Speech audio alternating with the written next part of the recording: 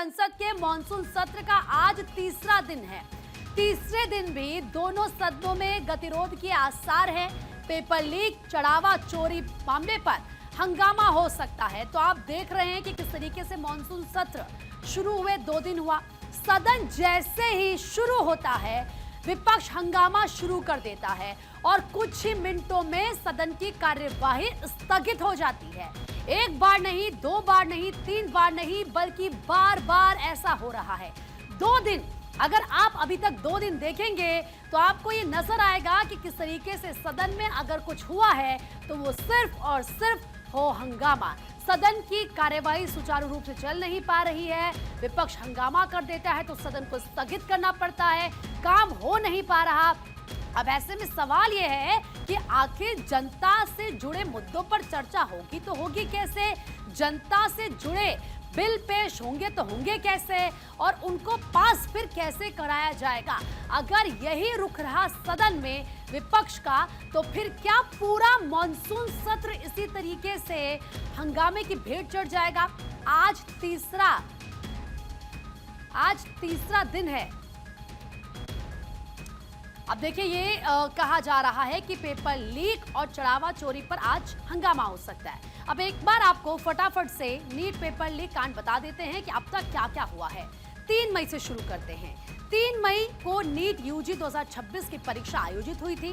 3 मई को कई छात्रों ने पेपर लीक होने का दावा किया। फिर 4 मई को राजस्थान के सीकर सहित कई जगहों से शिकायतें सामने आई। 7 मई को एनटीए को परीक्षा में पेपर लीक की शिकायतें मिली।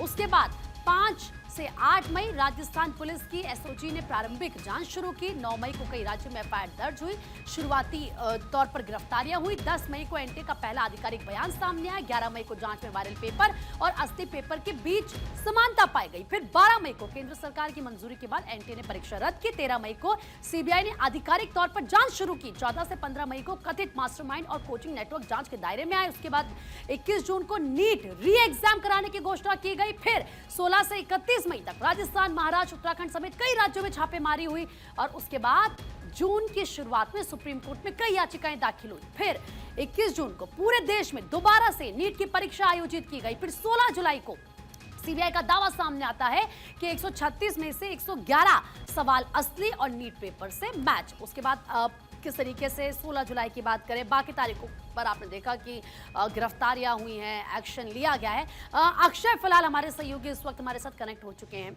अक्षय, आज तीसरा दिन है मॉनसून सत्र का। पिछले 2 दिन की बात करूं तो जमकर हंगामा हुआ। विपक्ष ने इतना हो हंगामा किया कि सदन की कार्यवाही को बार बार स्थगित करना पड़ रहा था और आज एक बार फिर से ये माना जा रहा है कि किस तरीके से विपक्ष हंगामा कर सकता है। हंगामा तो होगा और सबसे बड़ी बात यह है कि कांग्रेस ने नोटिस अब स्थगन प्रस्ताव का दे दिया है कि कार्रवाई को सुचारू रूप से चलाना है। तो निश्चित रूप से स्थगन प्रस्ताव रख करके नीट पेपर लीक और जो छात्रों पर, युवाओं पर जो लाठीचार्ज हुए हैं उस पर सरकार को चर्चा करानी होगी। सरकार ने कल ही कह दिया था कि वो चर्चा कराने के लिए तैयार हैं।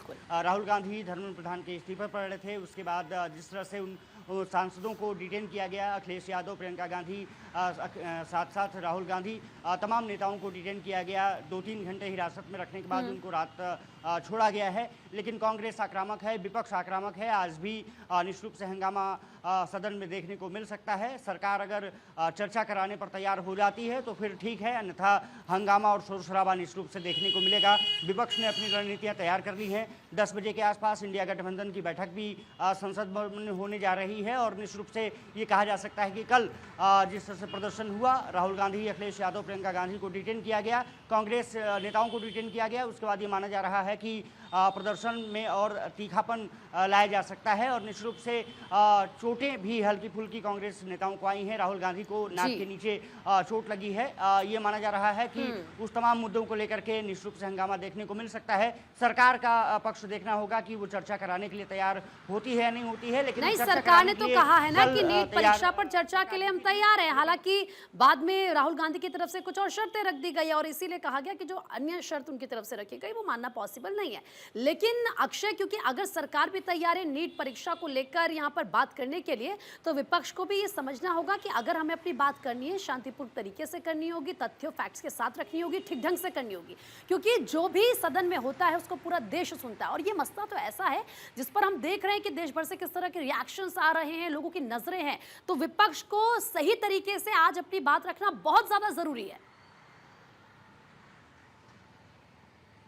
देखिए, वो स्थगन प्रस्ताव इसीलिए लाया गया है कि उस पर चर्चा की कराई जा सके, लेकिन वही है कि सरकार कहीं ऐसा ना हो कि जो 0 आवर होते हैं जिसमें कि वो सवाल जवाब होते हैं उसके चक्कर में पड़े। अगर सीधी तस्वीरें नहीं आती हैं, उस पर चर्चा कराने को तैयार नहीं होती सरकार, तो फिर विपक्ष के लिए कोई मुद्दा बचता नहीं है, वो फिर हंगामा होगा। दूसरी बात यह है कि क्या धर्मेंद्र प्रधान के इस्तीफे पर आज भी विपक्ष हंगामा करेगा, ये देखना दिलचस्प रहेगा, क्योंकि राहुल गांधी और कांग्रेस उस मुद्दे से हटने को तैयार नहीं है। सरकार की तरफ से लगातार मंथन किया जा रहा है, अमित शाह और प्रधानमंत्री नरेंद्र मोदी लगातार टच में हैं, और इसके अलावा तमाम अन्य मंत्रियों से भी लगातार चर्चा विमर्श किया जा रहा है। किरण रिजिजू निश्चित रूप से तमाम मंत्रियों के संपर्क में हैं, और जितेंद्र सिंह को और जेपी नड्डा को ये कहा गया है कि जो प्रोटेस्ट है और साथ साथ सोनम वांगचुक के जो हालात हैं उस पर भी नजर रखें। कहा जा सकता है कि आज का दिन ये देखना दिलचस्प रहेगा कि सरकार का अड़ियल रवैया रहता है या विपक्ष का, लेकिन अगर दोनों अड़ियल रवैये पर रहते हैं तो फिर हंगामा और शोर शराबा देखने को मिलेगा। अगर समाधान निकालने की कोशिश दोनों दल करते हैं तो निश्चित रूप से ये सुखद संकेत हो सकता है, क्योंकि 2 दिन लगातार 20 और 21 जुलाई का दिन हंगामे और शोर शराबे के भेंट चढ़ा है। उम्मीद की जानी चाहिए कि सत्ता पक्ष और विपक्ष इस मसले को समझेगा कि देश के हित में क्या है, और अगर चर्चाएं होती हैं उसका समाधान निकलता है, जवाब सरकार की तरफ से आता है, विपक्ष से सवाल पूछे जाते हैं और उसका समाधान अगर पॉजिटिव आता है तो निश्चित रूप से देश हित में रहेगा, लोकतंत्र के हित में रहेगा।